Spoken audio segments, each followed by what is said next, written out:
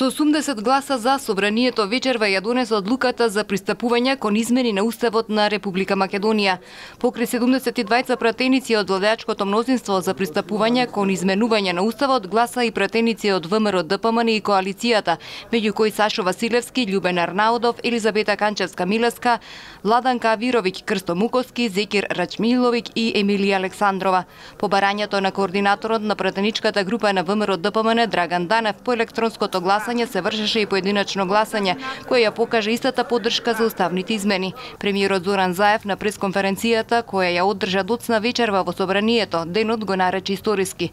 Оцени дека одлуката на пратениците ја следела волјата на граѓаните, изразена на референдумот. Особено сакам да им се заблагодарам на оние храбри пратеници на ВМРО ДПМН и нивната коалиција, кои го ставија интересот на државата и на граѓаните над партиските интереси и гласаа за, и покрај непотребниот политички притисок од страна на нивното партиско раководство. Одговарајќи на новинарско прашање, тој рече дека имало и други пратеници кои сакале, но не гласале, изрази надеж дека тоа ќе го направат во следните фази. Тој нагласи дека сега предстои долг процес и дека заедно ќе работеле на амандманите за уставните измени.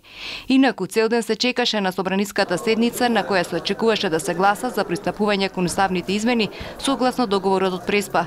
По неколку пати одложување, прво од 12 за во 15 часот, а потоа за во 21 часот, таа повторно не почна на време.